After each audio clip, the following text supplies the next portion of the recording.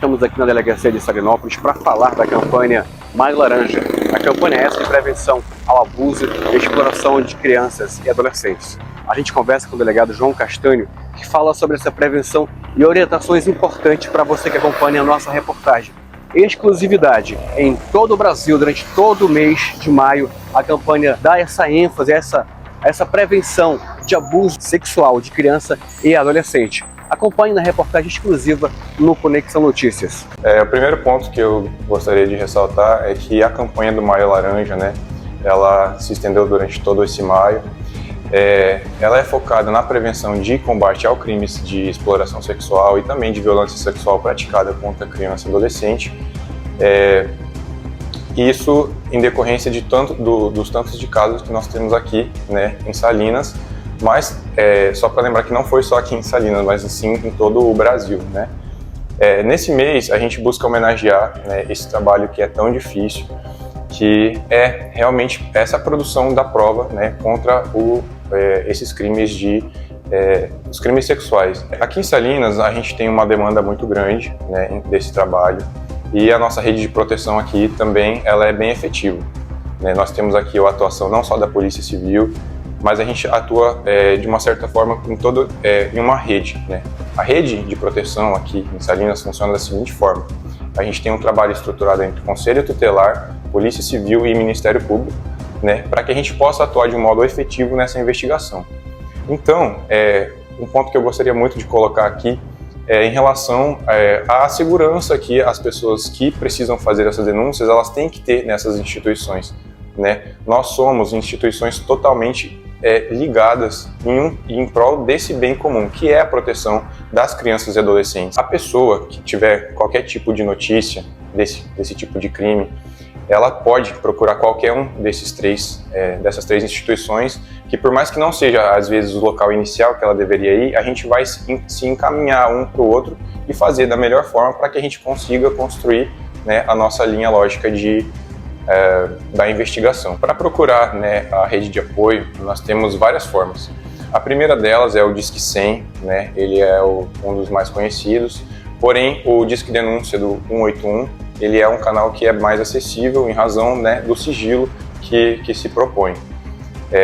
Porém, a gente destaca que a maior parte desses crimes ela não acontece sob o conhecimento de terceiros, e sim dentro das famílias. É por isso que o motivo ensejador dessa matéria é realmente trazer a importância da família, dar a credibilidade necessária para a palavra da criança e do adolescente. Porque muitas vezes, muitas crianças têm muito medo de contar para os seus pais, sob pena de serem julgados por eles mesmos, não só para o pai, mas sim por avós, tios. E essa primeira forma de entrada, que é o contato com a própria família, ela tem que ser a mais reforçada. Por isso, pai, mãe, vô, tio, se uma criança ou adolescente vier te procurar para narrar qualquer tipo desse fato, antes de fazer qualquer julgamento, de falar frases desabonadoras em relação a essa criança, esse adolescente, escute o que ela tem para falar, dê esse apoio necessário para ela, porque se ela não tiver o apoio da família, ela não vai ter de mais ninguém, porque se ela não tem apoio dentro de casa, fora de casa fica muito complicado. Porém, nós da rede de proteção, nós estamos aqui para fazer esse trabalho, e daí em relação, tem os números que eu passei, o 100 e o 181. A criança ou adolescente que é abusado, ela tem algumas formas da gente identificar, alguns padrões de comportamento que a gente consegue ter alguns indícios de que está acontecendo alguma coisa de errado. Primeiro sinal, o primeiro fator é caso essa criança comece a ir mal na escola sem qualquer motivo aparente. É claro que hoje em dia nós temos muitos casos de déficit de atenção e outros desvios de atenção, porém, quando ela já não consegue prestar atenção na aula, já significa que tem alguma coisa acontecendo de errado com ela. Só que somado a isso, a gente tem que colocar que ela vai começar a ficar mais cabisbaixa em casa. Você vai perceber que a criança ela já não tem mais aquela interação social dentro de casa da forma que ela tinha antes, e mais que isso, se ela ficar assim dentro de casa, o comportamento com terceiros também já vai estar afetado. Então, assim, você vai observar se ela está mais quieta em casa, ela não está, e como é que ela está agindo com terceiros, especialmente com pessoas do sexo oposto, né, que é a maioria dos casos. Por exemplo, se é uma menina, se ela está mais cabisbaixa, como que ela está se comportando perto de outros homens, né? Assim, tios que sejam, né, os avós, mas também amigos da família nesse sentido, tá? Devo lembrar também que a população não pode ter medo de ajudar, né, uma criança, um adolescente que encontre assim em uma situação de perigo, né? Eu sei que é difícil às vezes a gente pegar a criança e sair arrastando pela mão, é complicado. Por isso que essa rede de proteção que eu estou explicando, ela é também composta pela Polícia Militar, né? Caso não consiga contato com o Conselho Tutelar, não consegue trazer na Polícia Civil, aciona a Polícia Militar, eles vão fazer a condução aqui para nós chamamos o Conselho e aqui a gente consegue encontrar a pessoa responsável, né? Por receber esse menor, uma pessoa que seja ali da área da família, né? Ou um responsável. Também é importante colocar que digo que existe um sistema multiportas para recebimento dessa criança, né? Eles têm inicialmente as portas do Conselho Tutelar, né? Porque a gente sabe que a maior parte das mães, pais, não gostam assim às vezes de se expor em uma delegacia. A gente entende isso. Por isso que procurar o Conselho Tutelar é um primeiro passo importante, porque lá eles vão, né, receber a situação, verificar qual a gravidade e aí eles vão trazer para cá. Aqui a gente faz, né, a parte de verificar se há indícios de alguma prática, né, criminosa, se há o que está acontecendo com essa criança, e a partir disso a gente começa a construir as linhas de investigação. Diante disso, aqui eu tenho que colocar uma questão que tem sido muito importante na prática aqui da cidade de Salinas, né? A questão de pais que deixam seus filhos sozinhos em casa para ir trabalhar, ou então de pais que deixam seus filhos com outras pessoas, né, que não são da própria família. Em primeiro lugar, queria só dizer que eu entendo que a maior parte das pessoas elas têm que trabalhar e a gente às vezes não sabe com quem deixar o filho, né? É uma questão mais de necessidade mesmo, a pessoa tem que trabalhar, a gente sabe disso. Só que quem tem filho tem responsabilidade, né? Nasce um filho e junto com o filho muitas responsabilidades. E por isso, a pessoa que precisa trabalhar, ela tem que achar uma pessoa da família para deixar essa criança. E não havendo alguém da própria família, a gente aconselha que deixe com uma pessoa de extrema confiança, né? Porque as pessoas, né, que geralmente cuidam de criança, elas de confiança da família, a gente sabe, a gente tem aquela confiança de que não vai acontecer nada. E é por isso de que tem que ficar atento aos comportamentos que eu mencionei, de alteração de comportamento, na verdade, né, da criança. Caso ela comece a ficar mais cabisbaixa, caso seja percebido qualquer tipo de alteração no comportamento dela, porque o pai que cria o filho, ele sabe como é o comportamento padrão de um filho e sabe qual é qualquer comportamento que desvie desse padrão. Então, qualquer comportamento diferente do seu filho tem que chamar para conversar, tem que ter uma conversa educativa, né? Tem que explicar situações da vida, justamente para isso que veio, né, esse Maio Laranja, para que os pais tenham mais atenção nesse sentido de conversar com o filho a respeito disso. A gente sabe que esse assunto é um tabu, né? A gente sabe que é um assunto difícil de conversar com filhos, porém a gente precisa dar esse primeiro passo, que é a fiscalização intensa sobre as nossas crianças, né?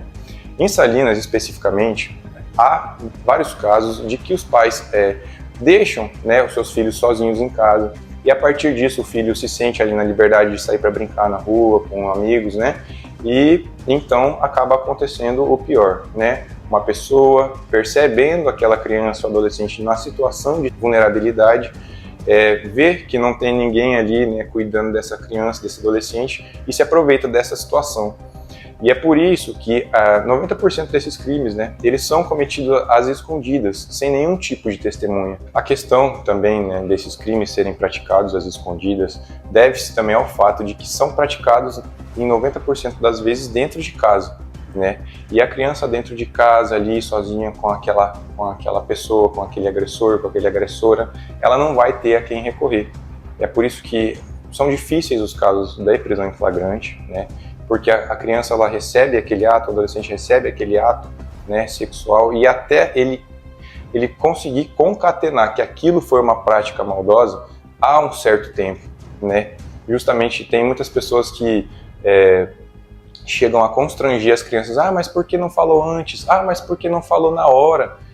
Porque a criança, ela é uma pessoa em desenvolvimento, ela não tem a ciência e a consciência de que aquilo ali está sendo errado naquele momento.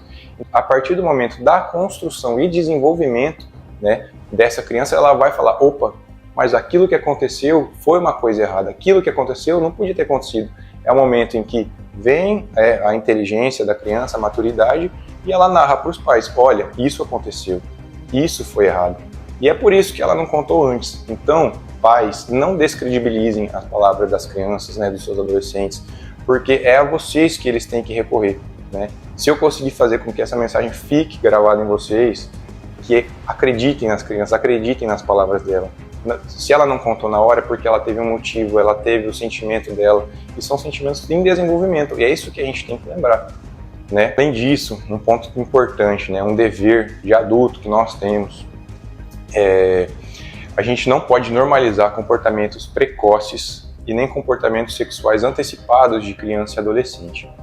Eu falo isso de duas maneiras. Uma primeira maneira é a gente tomar cuidado em relação a certas cidades e comunidades que tem a figura do avô-pai, né? Aquele avô, não aos pais da criança, o avô é visto como uma figura, né, paterna, e esse avô, né, por ser de um tempo anterior, ele normaliza que ele faça aquele início sexual com a criança, né? A prática de atos, ele torna aquela prática de atos sexuais uma coisa normal, sendo que isso não é normal avô iniciar a criança, não é normal avô ou pai iniciar a criança ou adolescente. A gente tem que se atentar a isso. Por quê?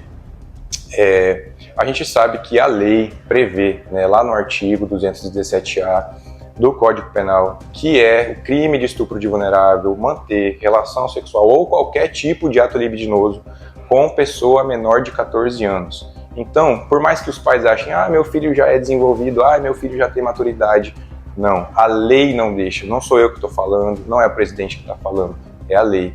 E a lei é entendida como a vontade geral do povo. Então, menor de 14 anos não pode ter relação sexual ou qualquer tipo de outro ato libidinoso. E nós, como pais, né, como tios, como responsáveis por essas pessoas, a gente, como adulto, tem que parar com aquele tipo de brincadeirinha. Minha filha, e os namoradinhos?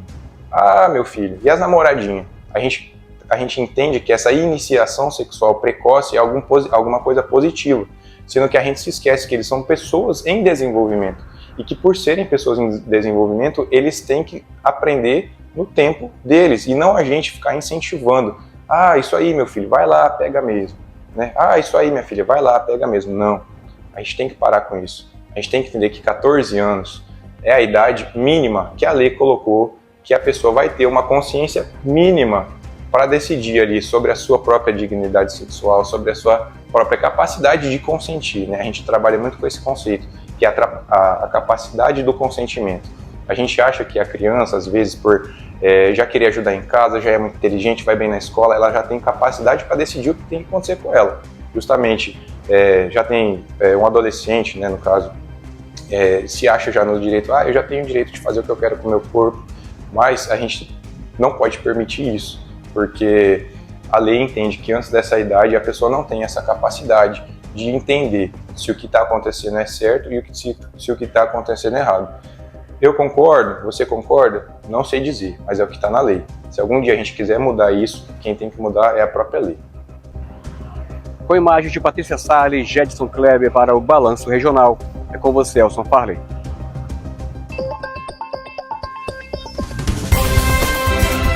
Conexão Notícias. A notícia em tempo real.